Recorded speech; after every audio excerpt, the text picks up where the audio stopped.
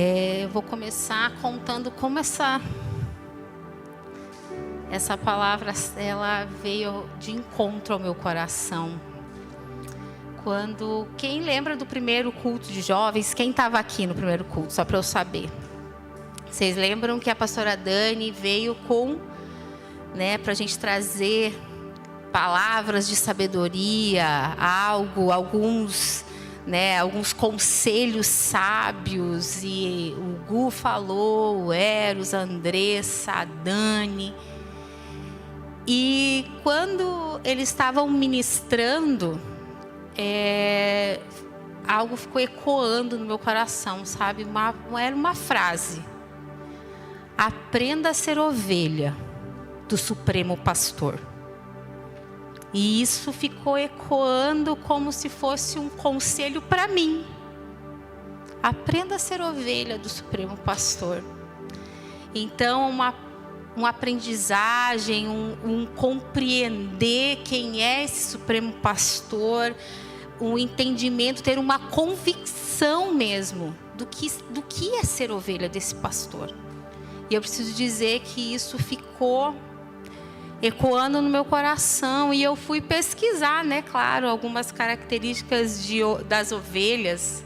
Eu acredito que todo mundo já tenha feito isso, gente? Mas eu fui mesmo pro Wikipédia, para todas essas coisas de animais, comecei a ver como elas comem, quem elas são, como elas vivem, o que elas gostam, o que elas não gostam.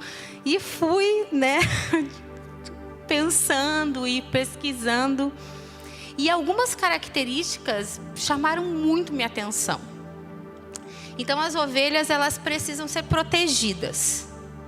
Elas não sabem se proteger sozinhas. Elas precisam de proteção. Gente, elas têm aqueles chifres, Os carneiros têm um chifre maior, Mas aquilo não é um mecanismo de ataque. Ela não sabe se defender. Aquilo não foi feito para o ataque.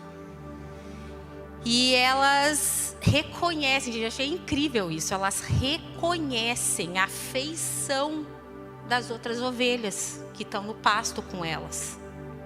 E dizem mesmo que elas reconhecem o pastor. Elas sabem quem é o pastor. Então, além delas reconhecerem as ovelhas do rebanho, elas reconhecem o pastor. E as ovelhas, elas sabem se relacionar. Elas são amiguinhas umas das outras. Elas sabem viver no pasto. Elas sabem viver lá nos pastos verdejantes. E elas dividem a comida, a água. É um animal muito dócil. Ele é domesticado. E ele sabe viver em grupo. E, gente, na hora, eu fiquei pensando. Falei, nossa, elas precisam tanto de proteção, elas precisam tanto de cuidado. E existe aí um pastor que elas reconhecem. E não tem como eu não começar a pensar, em Deus Pai. Não tem como eu começar a pensar no quanto Ele nos protege, no quanto Ele cuida de nós. E começar a pensar nessa nossa filiação, em quem somos. E Deus me lembrou de algo, e é nisso que a gente vai trabalhar hoje. E veio uma frase para mim: aprenda a ser filho desse Pai, não só ovelha do Supremo Pastor, mas aprenda a ser filha desse Pai. E isso eu preciso dizer, gente, que feriu o meu coração. Aprenda a ser filha. E na conferência, o Davi Cardoso falou uma frase: o avivamento, ele vem por relacionamento. E na hora eu pensei, o avivamento ele vai vir pelo nosso relacionamento com Deus e uns com os outros. O avivamento, a gente viver algo novo. O que é, todo esse avivamento que estamos querendo, buscando, gente, é viver algo novo, é ser ativado, é viver uma vida que você não vivia antes, é você mudar de direção, é você mudar de rota, é você ter vida em você. Mas essa vida, ela vem através dos relacionamentos. E o principal relacionamento que te traz esse avivamento é o relacionamento com o Pai. É a paternidade de Deus. É esse lugar que muitas vezes nós não entendemos, não compreendemos. Então eu queria que vocês abrissem comigo em Lucas 15. E se vocês falarem, nossa, não acredito que ela vai pregar sobre isso. Por favor, guardem as suas caras aí. Vamos lá, para Lucas 15.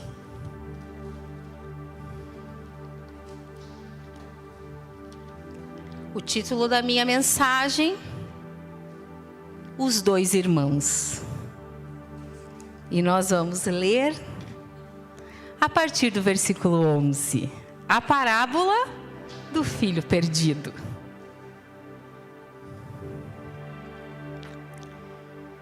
Jesus continuou: Um homem tinha 2 filhos. O filho mais jovem disse ao pai: quero minha parte na herança. E o pai dividiu seus bens entre os filhos. Alguns dias depois, o filho mais jovem arrumou suas coisas, se mudou para uma terra distante, onde desperdiçou tudo o que tinha por viver de forma desregrada. Quando seu dinheiro acabou, uma grande fome se espalhou pela terra e ele começou a passar necessidade. Convenceu um fazendeiro da região a empregá-lo, e esse homem o mandou a seus campos para cuidar dos porcos. Embora quisesse saciar a fome com as vagens dadas aos porcos, ninguém lhe dava coisa alguma. Quando finalmente caiu em si, disse: Até os empregados do meu pai têm comida de sobra e eu estou aqui morrendo de fome. Vou retornar à casa de meu pai e dizer: Pai, pequei contra o céu e contra o Senhor, e não sou mais digno de ser chamado seu filho. Por favor, trate-me como seu empregado. Então voltou para a casa de seu pai. Quando ele ainda estava longe, seu pai o viu. Cheio de compaixão, correu para o filho, o abraçou e o beijou. O filho disse: Pai, pequei contra o céu e contra o Senhor, e não sou mais digno de ser chamado seu filho. O pai, no entanto, disse aos servos: Depressa, tragam a melhor roupa da casa e vistam nele. Coloquem-lhe um anel no dedo e sandálias nos pés. Matem o novilho gordo. Faremos um banquete e celebraremos, pois este meu filho estava morto e voltou à vida. Estava perdido e foi achado. E começaram a festejar. Enquanto isso, o filho mais velho trabalhava no campo. Na volta para casa, ouviu música e dança e perguntou a um de seus servos: o que estava acontecendo? O servo respondeu: seu irmão voltou e seu pai matou o novilho gordo, pois ele voltou são e salvo. O irmão mais velho se irou e não quis entrar. O pai saiu e insistiu com o filho, mas ele respondeu: todos esses anos tenho trabalhado como um escravo para o Senhor e nunca me recusei a obedecer às suas ordens. E o Senhor nunca me deu mesmo um cabrito para eu festejar com os meus amigos. Nem mesmo um cabrito para eu festejar com os meus amigos. Mas quando esse seu filho volta, depois de desperdiçar o seu dinheiro com prostitutas, o Senhor comemora matando o novilho. O pai lhe respondeu: meu filho, você está sempre comigo e tudo que eu tenho é seu. Mas tínhamos de comemorar este dia, pois seu filho estava morto e voltou à vida, estava perdido e foi achado.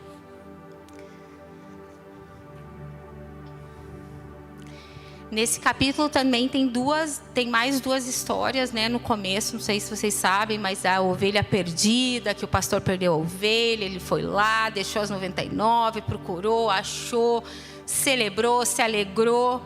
E daí tem a da mulher que perdeu a dracma perdida, que ela varreu, que ela foi lá, ela encontrou, foi lá com os amigos e com os vizinhos, ela celebrou. Mas aqui tem uma história onde as pessoas não estão querendo muito celebrar. Existe aí uma história que não foi muito celebrada, né? Então, eu queria que a gente falasse um pouquinho sobre essa história. Gente, desde sempre, desde pequena, eu ouço essa história do filho pródigo, que ele foi lá, gastou tudo que tinha, e daí voltou, e o pai perdoou, e beleza. Então quer dizer que Jesus nos perdoa, independente do que façamos, Jesus está lá para nos perdoar, Deus nos ama e nos perdoa. Quem aqui sempre quando ouve é essa coisa que tem? Não, Deus nos perdoa de todos os nossos pecados, e é isso, o filho pródigo é esse. Mas eu queria te lembrar que existem 2 irmãos nessa história. E por que Jesus perdeu tempo em contar a história do outro irmão se o outro irmão não era importante? Então hoje eu quero que a gente fale sobre esse outro irmão. O irmão mais velho. O irmão mais velho que estava lá vendo tudo acontecer. E ele teve reações. Ele não soube, ele não ficou muito feliz, ele não estava muito, feliz com essa história. Então, quando essa história fala do irmão mais velho, eu quero te lembrar que no começo de Lucas 15, versículo 1, fala assim: cobradores de impostos e outros pecadores vinham ouvir Jesus e ensinar. Os fariseus e mestres da lei o criticavam, dizendo: ele se reúne com pecadores e até come com eles. Então Jesus começa a contar uma parábola. Você consegue entender que na verdade ele está contando essa parábola pela resposta dos fariseus e dos mestres. Ele não está contando para os pecadores e para os publicanos e para os cobradores de impostos. Existia uma plateia. E a plateia eram os fariseus e os mestres. Então, por essa razão, eu entendo de verdade que esse irmão mais velho, ele tinha características que Jesus queria que a gente pudesse conhecer. Ele estava dando uma resposta aos fariseus e aos mestres. Pessoas que obedeciam à lei. Pessoas que conheciam a lei. Pessoas que sabiam o que era a lei. Pessoas que queriam que a lei fosse cumprida. Que a Bíblia, que a lei, que todos os judeus fizessem como eles fazem. Então existia algo neles onde dizia: a gente precisa andar desse jeito, não é desse outro jeito. Então eu quero que a gente foque nisso. Então em Lucas 15, 29, fala assim. Está falando do irmão mais velho e ele responde ao pai: todos esses anos tenho trabalhado como escravo para o Senhor e nunca me recusei a obedecer às suas ordens. E o Senhor nunca me deu nem mesmo um cabrito para eu festejar com os meus amigos. Você consegue ver que ele fala aqui: todos esses anos tenho trabalhado como um escravo e nunca recusei a obedecer às suas ordens. Existe um lugar aonde ele entendia que a obediência dele era um lugar aonde a sua moral, ele obedecia, ele era moralmente correto. Gente, ele não foi lá e gastou tudo. Ele estava lá com o pai, trabalhando como servo. Então, moralmente falando, ele era muito correto. você consegue ver que isso é uma forma dele falar: eu nunca desobedeci você. E existe um lugar onde esse filho mais velho, ele quer tomar um caminho de controle. Eu nunca te obedeci. Te desobedeci. Como assim? Como que você está fazendo isso com esse meu irmão que gastou tudo e eu aqui te obedecendo? Eu tenho uma moral, eu tenho um lugar, mas daí de repente, por que ele ficou tão brabo? Por que que isso o incomodou tanto? Porque quando o seu relacionamento com o pai era o quê? Eu obedeço, então eu preciso fazer, você precisa fazer do meu jeito. Você não está fazendo certo. Você está aí dando festa para esse teu filhinho, mas espera aí, ele foi lá e gastou tudo.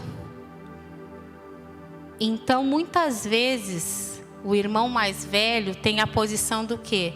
Eu sou moralmente correto.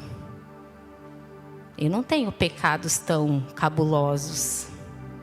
Eu não vou lá ser boêmio, gastar, fazer. E isso me dá o direito de ter o controle. Deus precisa me responder do jeito que eu quero. Afinal de contas, eu sou moralmente correto. Deus precisa fazer com que a minha vida se torne como eu quero. Afinal de contas, eu sou moralmente correto. Eu dou o dízimo, eu não roubo, eu não minto, eu estou aqui servindo na casa do Senhor. Estou aqui fazendo, servindo. Eu estou fazendo a minha parte. Gente, você consegue perceber que muitas vezes essa nossa característica de uma obediência velada, de uma rebeldia velada. Porque eu faço para ter, eu faço para receber, eu sou obediente para ter algo em troca.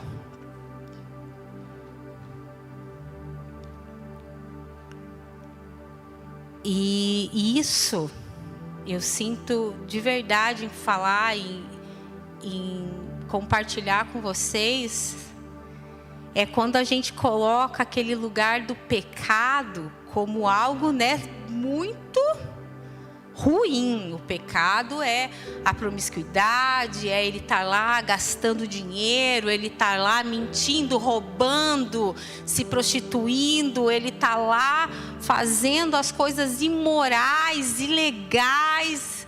Isso é pecado. Mas você se tornar o Senhor e Salvador da sua vida não é pecado?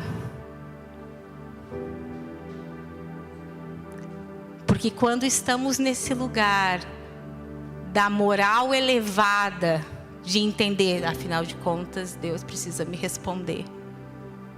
Você consegue entender aonde você coloca Deus?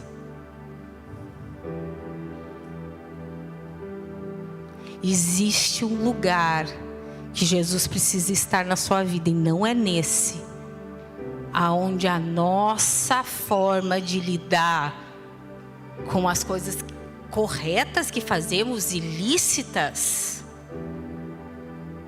mas aonde, como está o nosso coração para fazermos isso?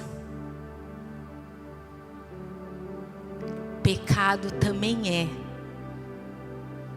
tirar o governo de Jesus.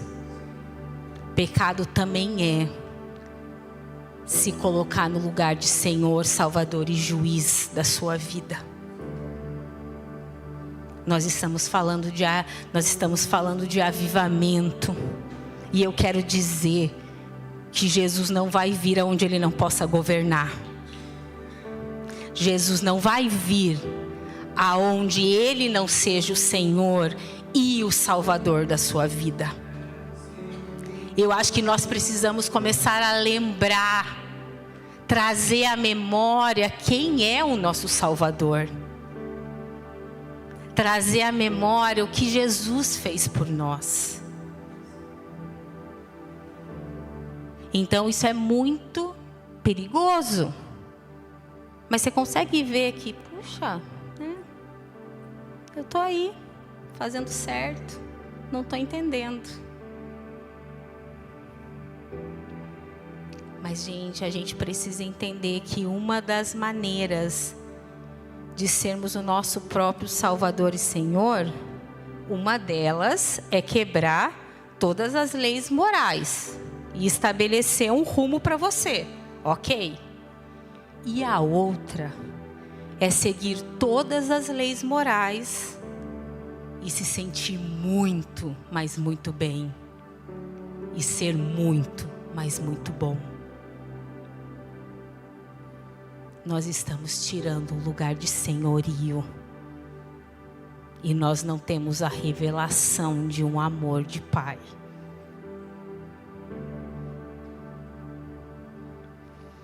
Existe uma outra característica desse irmão mais velho. Quando ele fala lá que ele ficou brabo. Lembra que ele está lá e fala lá no 29. Mas ele respondeu, não, no 28, desculpa. O irmão mais velho se irou e não quis entrar.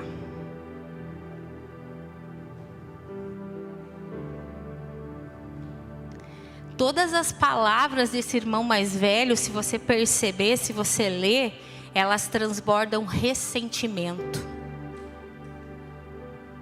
Elas transbordam uma ira. Elas não estão gostando da felicidade do pai de ter o filho de novo em casa. Ele está falando a respeito de puxa, como assim? Não está certo esse negócio. Então o que acontece quando a nossa vida não vai do jeito que nós queremos? O que nós fazemos com Deus? Nós nos frustramos, nós nos iramos. E, gente, não adianta você dizer para mim que isso não acontece, porque eu sei que acontece. Nós entramos num lugar onde diz assim, eu faço tudo, eu sou moralmente correto. E você não respondeu da forma que eu queria. E você não falou como eu queria. E você não me colocou no lugar que eu queria. E você não me deu aquela promoção. E você não me fez passar no vestibular. E você não fez o que eu queria. Nós entramos num lugar de ira. Ou muitas vezes nós transformamos essa ira para nós mesmos. Em vez da gente jogar para Deus, a gente começa o quê? Puxa, eu acho que eu falhei nisso. Eu acho que isso não foi certo. Então nós começamos a quê? A nos remoer, a nos corroer. E é o remorso que nos tira de um lugar de senhorio do Senhor. Quando achamos que estamos corretos, certos, Jesus precisa responder do nosso jeito. E nós nos iramos se isso acontece. Gente, você está entendendo que Ele não está falando para pessoas super pecadoras, mas Ele está falando para mim e para você, que leem a Bíblia, que reconhecem Jesus, que sabem quem Ele é. Mas eu quero te dizer que existe aí muitas vezes algo em nós que nos faz querer que seja da nossa forma. E mais uma vez eu digo, isso tira o senhorio do Senhor. O irmão mais velho, ele se irou, Ele não ficou feliz junto com o pai de ter recebido o irmão. E isso fala de um coração com muito remorso, com muita ira. Eu quero que você comece a pensar no seu lugar. Quantas vezes você se rebelou com o seu Deus, por Ele não te responder da forma que você queria? Mais uma vez eu digo, o avivamento ele só vem se Ele puder ser o Senhor. Ele só vem se Ele puder ser o Senhor.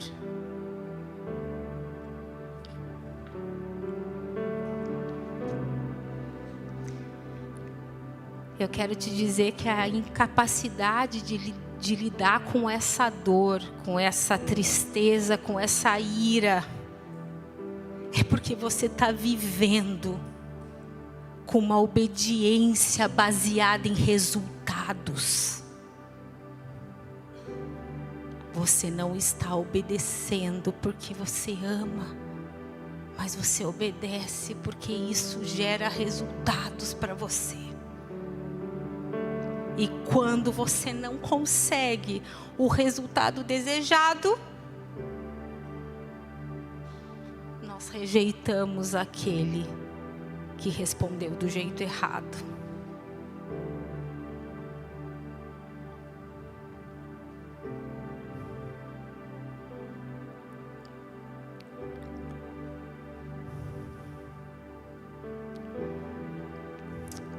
Em Romanos 8:28 diz: todas as coisas cooperam para o bem daqueles que amam a Deus, dos que foram chamados segundo o seu propósito. E isso fala que todas as coisas cooperam. E se todas as coisas cooperam, quando a resposta não é da forma que você quer, eu quero te dizer, todas as coisas cooperam. Então precisamos entrar num lugar que Ele seja o Senhor, que Ele seja o Pai que fala e nós obedecemos não porque queremos resultado, mas nós obedecemos porque amamos, nós obedecemos porque queremos ver Ele aqui no nosso meio, nós obedecemos porque sabemos que Ele é suficiente para mudar a nossa história. Nós obedecemos porque todas as coisas cooperam e é por isso que nós obedecemos.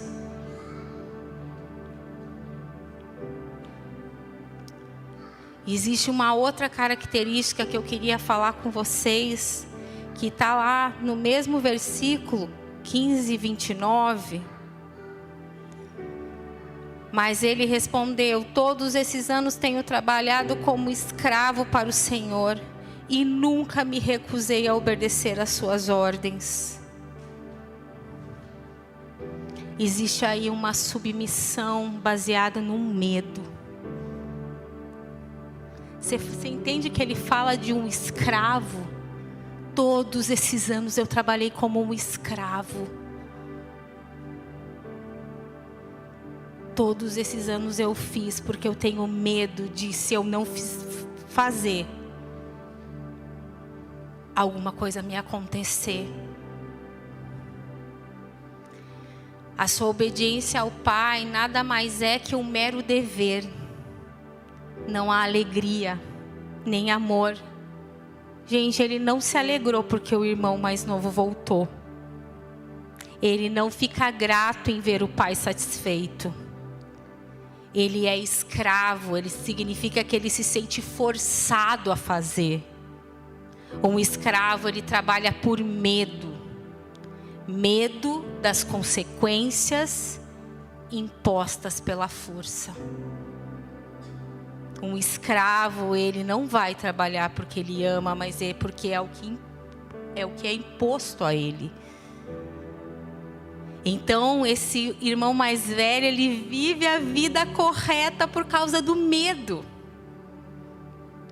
Não por alegria. Não por amor. Ele obedece porque ele tem medo das consequências.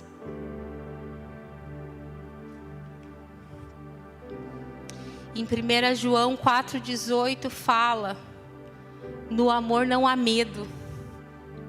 Antes, o perfeito amor lança fora o medo. Porque o medo envolve castigo. E quem tem medo não está aperfeiçoado no amor. Não conhece o amor. Não conhece o amor do Pai. Quando a nossa relação com o Pai, ela está baseada no medo do que Ele pode fazer, se nós não obedecemos, eu quero te dizer que não existe uma revelação do amor do Pai.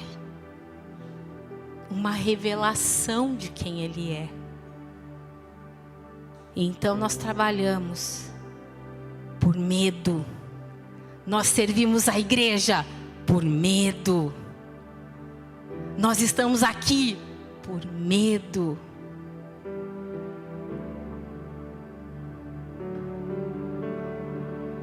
E hoje, Jesus fala a respeito de um amor. Sermos aperfeiçoados nesse amor. Esse amor que tudo suporta, tudo crê, tudo espera. Um amor que nos dá a esperança. E esse é o amor do Pai. Por mim e por você. Então, o filho mais velho está aí. Fazendo porque tem medo. E a outra coisa que ele faz, ele se sente muito superior. Ele fala: esse seu filho chegou aqui e veio aqui, gastou todo o dinheiro e não sei o quê. Você consegue entender um sentimento de superioridade? E eu quero te dizer que por causa dessa superioridade, que muitas vezes não conseguimos perdoar. Porque nós nos achamos melhor do que os outros. Muitas vezes o nosso perdão, ele não consegue sair de nós como uma verdade, porque nos achamos melhor. Afinal de contas, eu sou moralmente correto. E eu quero te dizer que existem muitos filhos mais novos. Os filhos mais novos que não conseguem estar dentro de uma igreja. Por causa dos filhos mais velhos que não sabem amar. E se sentem superior. E um avivamento não vem sem os filhos mais novos se sentirem parte dessa casa e desse lugar.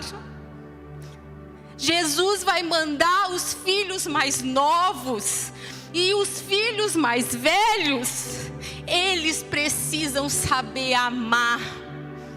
Eles não podem se sentir superiores. Esse seu filho que gastou tudo, esse seu filho que pecou, esse seu filho que fez. Nós somos todos filhos do mesmo Pai. Então nós somos irmãos e o avivamento vem pelo relacionamento. Então, meu amigo, minha amiga, precisamos aprender a não sermos superior. E a última coisa que eu queria falar. Esse filho, em todo momento, o que ele nos mostra? Uma insegurança em relação ao amor de Deus. Ele se sente seguro a respeito, porque ele fala: nunca me destes um cabrito para festejar. Você nunca me deu nada. E está aí celebrando com esse teu filho mais novo que gastou tudo. Mas existe uma insegurança em relação a esse amor do Pai.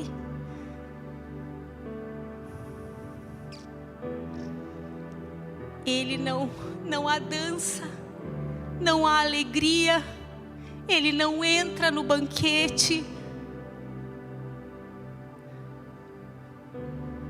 E existem sinais dessa insegurança nele. E eu quero te falar a respeito de alguns sinais da sua insegurança nesse amor. Eu sinto de verdade que Jesus vai nos chacoalhar hoje. E existem alguns sinais que você precisa prestar atenção. Uma que eu já falei, quando a sua oração não é atendida, você se pergunta se está vivendo de forma correta. Você fala de um Deus que pune. Um Deus que, se você não está vivendo de uma forma correta, Ele não vai atender a sua oração. Uma crítica alheia, uma crítica que alguém faz em relação a você, não apenas te fere, mas te devasta. A sua noção do amor de Deus não consegue afetar a sua autoimagem. O que você tem do amor de Deus é tão pouco que não afeta a sua autoimagem. Mas o que os outros falam para você, mas que os outros dizem ao seu respeito, falam muito mais de você do que o que Deus fala sobre você. Isso fala de uma relação muito insegura com esse amor. Muito insegura. E uma última coisa que eu queria colocar, um sinal de insegurança, gente, é que a sua vida fica um pouco estéril em relação à oração. Eu não estou dizendo que você não ora, porque você é uma pessoa com a moral elevada. Você sabe que você precisa orar. E você vai lá, você entra no seu quarto, você tem a sua rotina de oração. Mas eu quero te dizer que não há prazer, não há reverência, não há intimidade, não há um deleite em estar na presença de Deus. Mas é uma regra imposta, afinal, eu preciso fazer o meu devocional. Sim, você precisa. Mas eu quero te dizer que existe um lugar de deleite. Existe um lugar de alegria. Existe um lugar de adoração, de rendição. E esse lugar, ele só acontece quando conhecemos esse amor. Existem lugares que você não vai acessar na sua vida de oração se você não entender a profundidade do amor de Deus. Você pode ir lá, você pode estar numa conversa com Ele, você pode tendo relacionamento, mas a adoração, a rendição, ela só acontece quando há esse deleite nesse amor. Pensa você conversando no trabalho. Você vai conversar no trabalho sobre coisas do trabalho. Pensa você conversando com seu amigo. Você vai contar os seus perrengues chiques, as coisas que acontecem, o que está faltando, o que está acontecendo. Você tem um pouco mais de intimidade. Agora lembra quando você fala com a pessoa que você ama. Lembra quando você tinha as ligações com um namorado, uma namorada, com um marido? Quando você está nesse lugar de intimidade, há um deleite na conversa a ponto de você não querer desligar o telefone. E isso fala a respeito de um amor. Isso fala a respeito do amor do Pai.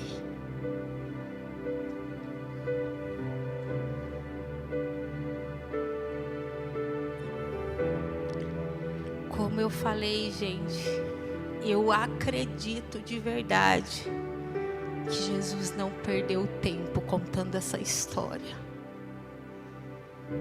porque Ele queria que os fariseus e os mestres se olhassem no espelho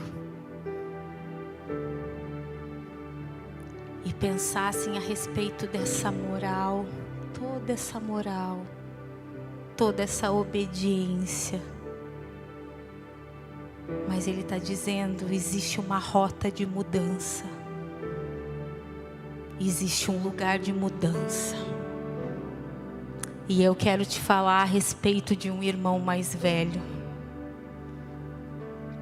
Gente, quando o pai corre para o filho mais novo, ele não deixou de, beleza, vamos passar um pano aqui nos seus problemas, vão aqui pegar um anel, pegar uma sandália, vão aqui te vestir, dar um cabrito, e beleza, porque na verdade não tem problema o seu pecado, o importante é que você está aqui. Não. Tudo que ele faz, todas as ações, ela vem com um preço. E sabe quem pagou esse preço? Vamos pensar lá no começo. Foi dividido a herança. O irmão mais velho, ele tem direito a 2/3 da herança. E o irmão mais novo tem direito a 1/3 dessa herança. Na época, os rabinos ensinavam que quando você prejudica alguém, você não pede só desculpa. Você tem que pagar. Você tem que pagar pelo que você fez. Você tem que restituir. E daí, esse irmão mais novo, quando ele resolve voltar para casa, o que ele está pensando? Cara, as pessoas que trabalham para o meu pai, eles têm salário, eles têm dinheiro, então eu não vou lá e vou dizer para o meu pai, eu quero trabalhar para você, porque eu quero te recompensar de alguma forma. Mas daí vem um pai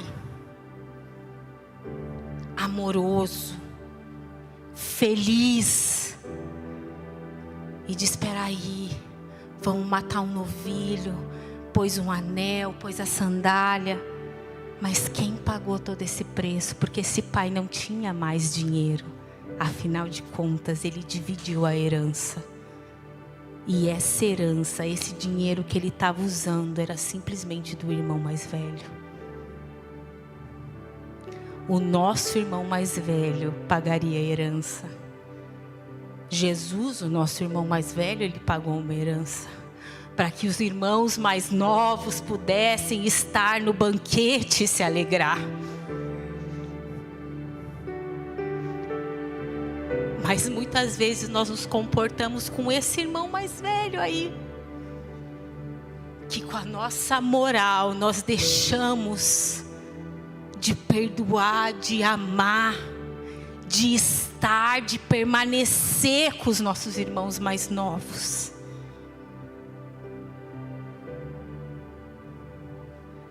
Mas existe um irmão mais velho que pagou a minha e a sua conta. Pagou a minha conta de ser moralmente correta. Pagou a sua conta de ser moralmente correto. Sabe por quê? Porque Ele nos ama. E Ele só pode estar no lugar onde Ele é Senhor e Salvador.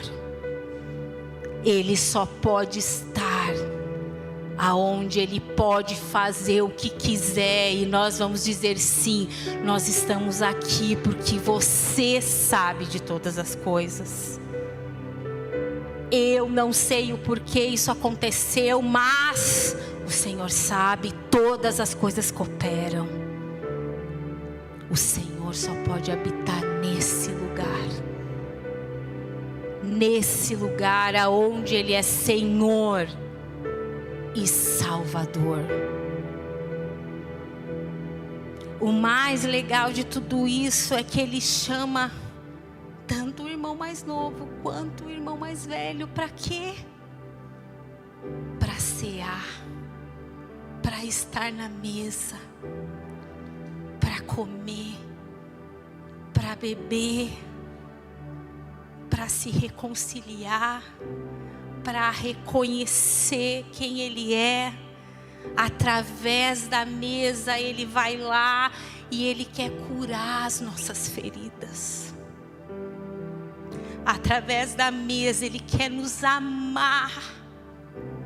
Ele quer derramar da sua presença sobre nós.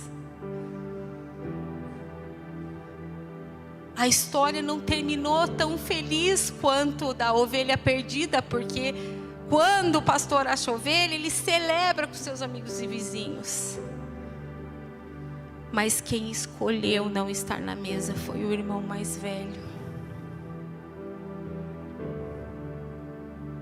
Porque ele não consegue conectar com esse amor que abre um banquete na nossa frente e diz: vem, vamos aí resolver as nossas pendências, mas vamos resolver na mesa. Deixa eu te mostrar o quanto eu te amo. Deixa eu te mostrar quem você é para mim.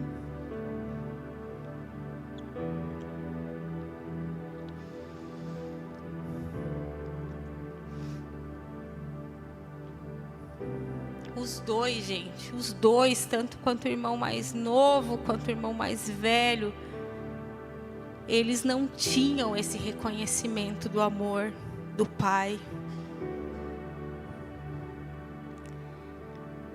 O objetivo do relacionamento do Pai com o Pai era apenas uma forma de desfrutar de uma herança. E o irmão mais velho faz a mesma coisa, gente, porque por baixo da diferença de comportamento um do outro, a motivação é a mesma.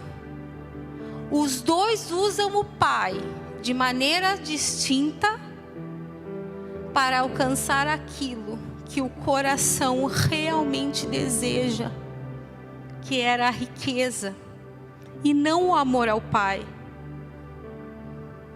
Eles acreditavam que a riqueza lhes traria a realização.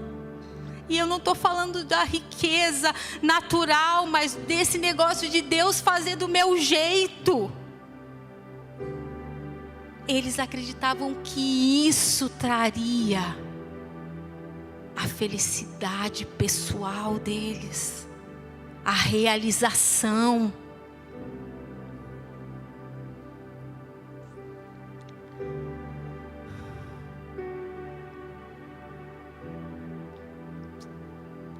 Eu não tenho nem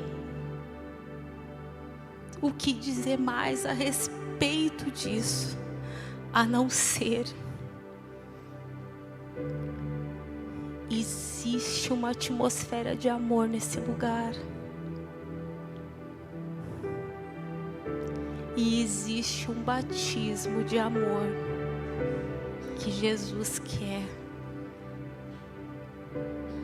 nos revelar hoje. Existe um amor que é perfeito e Ele lança fora todos os nossos medos, as nossas inseguranças.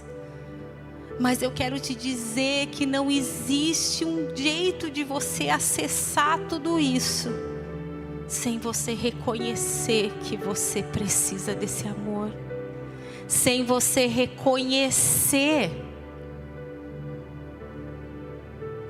que quem sabe você não ame tanto assim, que quem sabe o seu amor esteja um pouco nivelado num lugar diferente do de Deus, uma sintonia diferente. Existe um lugar onde precisamos acessar hoje, e eu tenho muito temor em dizer isso, mas eu quero te dizer com muito temor que Jesus quer te batizar nesse amor hoje. Jesus quer que você reconheça esse amor. Só que não tem como reconhecermos esse amor sem nos arrependermos.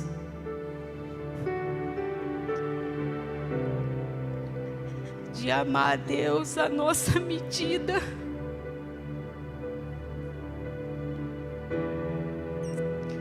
De nós não conseguirmos amá-lo no todo, no inteiro, no completo, nos dias bons, mas também nos dias onde Ele não nos responde da forma que nós queremos. Não tem como nós não entrarmos nesse lugar sem nos arrependermos hoje.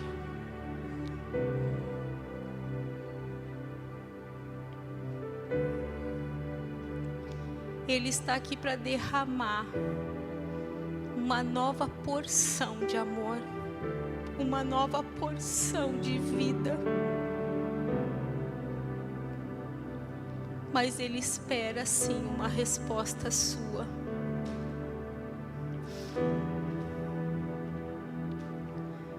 Aonde Ele diz: eu estou aqui e eu preparei a mesa, o banquete.